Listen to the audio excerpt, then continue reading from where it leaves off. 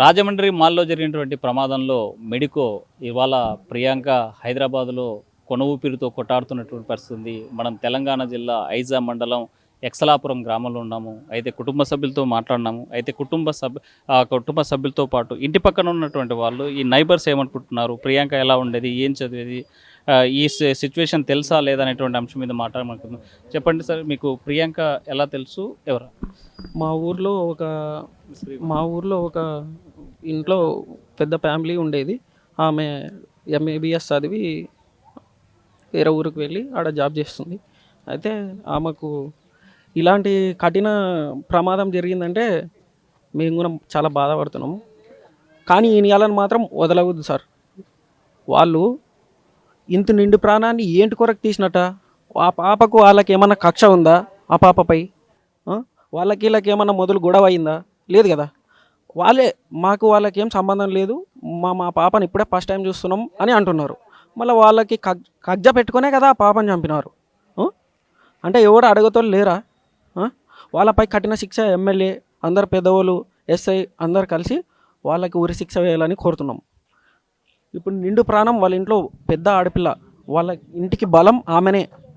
ఆమెకు ముగ్గురు, ఆయనకు బిడ్డలు ముగ్గురు అయితే పెద్ద అమ్మాయికి యాక్సిడెంట్ అయింది. ఇప్పుడు ఆయన గుండెలు బాదుకొని ఏడుస్తున్నాడు. ఆయనను చూస్తే మా కంట్లోనే నీళ్ళు వస్తున్నాయి సార్. ఇలా ఇలా ఎన్ని ప్రాణాలు తీశారు వాళ్ళు మత్తు తాగి. అంటే కారు ఎక్కించి తలపై పగలగొడితే వాళ్ళపైన ఏమి రియాక్షన్ లేదా సార్? అంటే జనాలు చూసుకుంటూనే ఉంటున్నారా? ఆడనే ఉన్నారు కదా అందరూ ఎస్ఐలు, వాళ్ళలో పట్టించుకోవచ్చు కదా. ఇలా ఎన్ని ప్రాణాలు తీస్తారు సార్ వాళ్ళు? అంటే ఎవరు చెప్పతలేరా? ఇప్పుడు మా ఇంట్లో ఆడపిల్లల్ని కూడా బయటికి పంపేయాలంటే భయం వేస్తుంది ఇప్పుడు. మళ్ళీ ఇప్పుడు వాళ్ళకి ఆడపిల్లలు మళ్ళీ ముగ్గురు ఉన్నారు. ఇప్పుడు ఒక ఆడపిల్ల చచ్చిపోతే నాకు సంసారం మళ్ళీ ఇప్పుడు ఎట్లా పోయి వాళ్ళని పట్టుకొని మళ్ళీ ఏం చేస్తారు? వాళ్ళ గతి అండి. పోలీసుల నిర్లక్ష్యాన్ని ఎట్లా చూడాలంటే వాళ్ళ పోలీసులు కూడా ఏం జరుగుతుంది దేశంలో ఎట్లా ఏమి అని కొంచెం చూసుకోవాలి కదా సార్. ఇప్పుడు ఆడ సినిమా టాకీస్కి వెళ్తే ఆమెకి ఏమైనా గొడవ ఉందా? లేదు. ఆయన చెప్తున్నాడు మేము ఫస్ట్ టైం వాళ్ళ పాపని చూస్తున్నామని చెప్తున్నాడు. మళ్ళీ ఫస్ట్ టైం చూసిన ఆయనకు మళ్ళీ ఒక్కసారి గుద్ది మళ్ళీసారి వెళ్ళి మళ్ళీ తలపైన ఎక్కించినాడంటే ఆడ నిర్లక్ష్యమే కదా పోలీసులు వాళ్ళది కానీ ఎవరిదని కానీ ఉన్న వాళ్ళది ఆడ. అంటే దేశంలో ఇటువంటివి జరగకూడదు. ఇలాంటి తల్లిదండ్రులకు ఇలాంటి బాధలు రాకూడదు.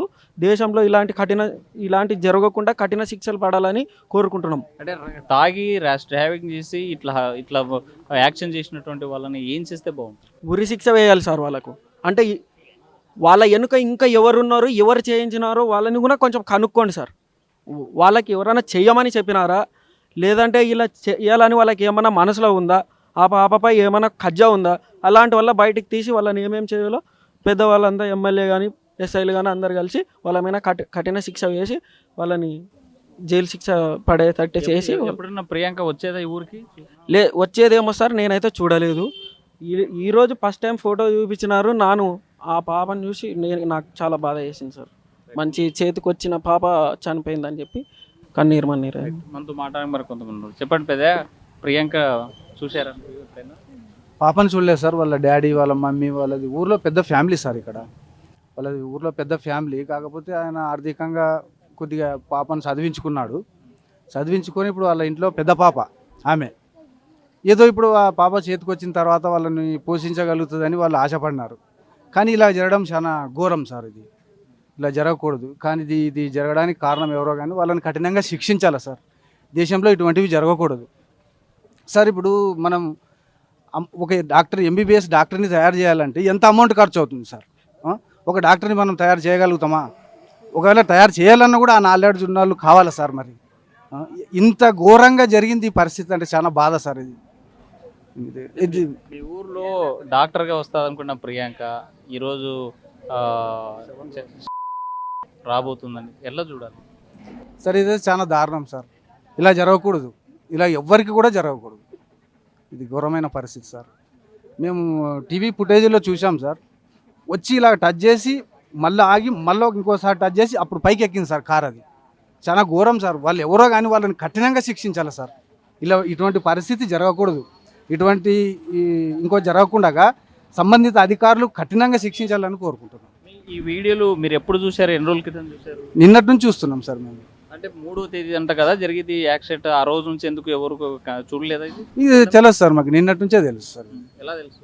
అయితే టీవీ ఫుటేజ్ మా ఊర్లో వాళ్ళ వ్యక్తి వాళ్ళ పాపకి ఇట్లా జరిగిందంటే మేము చూసినాం సార్. అంటే ఏదైనా జరిగితే క్షణాల్లో పోలీసులు సీసీటీవీ ఫుటేజ్లు బయట పెట్టి ఇచ్చేస్తారు కదా, ఇంత పెద్ద యాక్సిడెంట్ జరిగితే ఎందుకు దీన్ని పోలీసులు యాక్షన్ తీసుకోలేదంటారు? సార్ మరి యాక్సిడెంట్ చేసిన వాళ్ళకి ఎంత పలుకుబడి ఉందో తెలియదు సార్. మరి దాని వెనకాల ఎవరన్నా ఉండారా ఇట్లా బయటికి రానట్ట చేయనిక, మరి వాళ్ళని కూడా చూడాలి సార్ గవర్నమెంట్ వాళ్ళు. ఈ తాగి డ్రైవింగ్ చేసి కొంతమంది ప్రాణాలతో చెలగాటం ఆడేటువంటి వాళ్ళకి ఏం చేయాలి? ఇట్లాంటి పోకిరిల్ని, ఇట్లా రౌడీల్ని? సార్ ఇప్పుడు అధికారులు ఉన్నారు కదా సార్, వీళ్ళని కఠినంగా శిక్షించాలి సార్. ఇటువంటి జరిగినప్పుడే వీళ్ళకి ఒక భయం అనేది పుట్టాలంటే వీళ్ళని కఠినంగా శిక్షించాలి సార్. అట్లా కఠినంగా శిక్షించడంతో పాటు వీళ్ళని కాపాడేటువంటి ప్రయత్నం పోలీసులు చేస్తున్నారు అనేటువంటి వాదనలు ఎట్లా చూడాలంటే? సార్ పోలీసులు అయితే ఒక్కరికి ఫేవర్గా ఉండరు. కాకపోతే ఆడ ఏముందంటే వాళ్ళ వెనకాల ఎవరున్నారు. ఇప్పుడు ఇన్సిడెంట్ జరిగింది కదా సార్, వాళ్ళ వెనకాల ఎవరున్నారు, వాళ్ళకి ఎవరు ప్రోత్సహిస్తున్నారు, వాళ్ళకి వెనుదండంగా ఎవరున్నారు, వాళ్ళని కూడా శిక్షించాలి సార్. అది వీరి వెనుక ఎవరున్నా సరే వాళ్ళకు కూడా శిక్షించాలి. ఇలాంటి ఘటనలు జరగకుండా చూసుకోవాల్సినటువంటి బాధ్యత ఉంది. చాలా రోజుల నుంచి కూడా, అంటే ఇది కేవలం 2-3 రోజుల నుంచి చూస్తూ ఉన్నాము. సంఘటన జరిగి 3వ తేదీ జరిగింది, కానీ టీవీల్లోనూ మా ఈ సోషల్ మీడియాలో వచ్చినటువంటి ఫుటేజ్ చూసిన తర్వాత చాలా గుండె తరుక్కుపోయేటువంటి పరిస్థితులు కనిపిస్తున్నాయి. ప్రస్తుతం ఎక్సలాపురంలో ఇంకొంతమంది ఉన్నారు. ఎవరికి యాక్సిడెంట్ అయిందన్నారు? ఏమైంది లేకుండా సార్. అయితే కొంతమందికి ఇంకా సమాచారం తెలియనటువంటి పరిస్థితి ఉంది. మొత్తంగా చూసుకుంటే మాత్రం ప్రియాంక, మీరు ఎప్పుడైనా తెలుసా ఏం జరిగింది అనుకుంటున్నారు ఇక్కడ? అస్సలకే తెలుసు సార్ నాకైతే. చిన్నగా ఉన్నప్పుడు పోయినారు వాళ్ళు, అంతకు మించితే ఏదేం తెలియదు. నిన్న మాట్లాడితే సంగతి ఇట్లా ఎక్లాస్పురం పాప అంటే వాట్సాప్లో చూసి ఓ ఊరా అనుకున్నాను. చిన్నగా ఉన్నప్పుడు పోయినారు, మాకైతే తెలియదు సార్. అంతే. ఏమైందనేసి విన్నారు? యాక్సిడెంట్ అయింది అన్నారు మేడం. యాక్సిడెంట్ అయింది అంటే సరే అలా అనుకున్నాం అంతే. ఏమైతే తెలుసు సార్ నాకైతే. బాగా చదివింది, ఎంబీబీఎస్ డాక్టర్ కాబోతుంది, ఇంకొన్ని రోజులు మీ ఊరికి రాబోతుంది. ఈ సిచ్యువేషన్ తెలుసు మాకి. ఇంత మా ఊరి అమ్మాయి డాక్టర్ అయింది దానికి చాలా సంతోషమే ఉంది, కానీ చనిపోయింది అన్నదానికి కొంచెం బాధ ఉంది. కొంతమంది చనిపోయింది అంటున్నారు, కొంతమంది చనిపోయలేదు అంటున్నారు. అది ఏమో తెలియదు సార్ నాకైతే. కాకపోతే మా ఊరు అమ్మాయి ఇట్లా జరిగిందంటే బాధ. తాగి ఇట్లా విచక్షణ మరచి యాక్షన్ చేసి పారిపోయే వాళ్ళని ఏం చేయాలి? వాళ్ళని కఠినంగా శిక్షించాలి సార్. అంతకైతే నాకేం తెలియదు. వాళ్ళని అదుపులోకి తీసుకొని అట్లాంటి వాళ్ళని ఇంకొకరిని చేయనట్టు ఉండాలంటే చాలా కఠినంగా శిక్షించాలి వాళ్ళని. ఇంకో మంచి కొద్దిగా ఏదో పడతారు.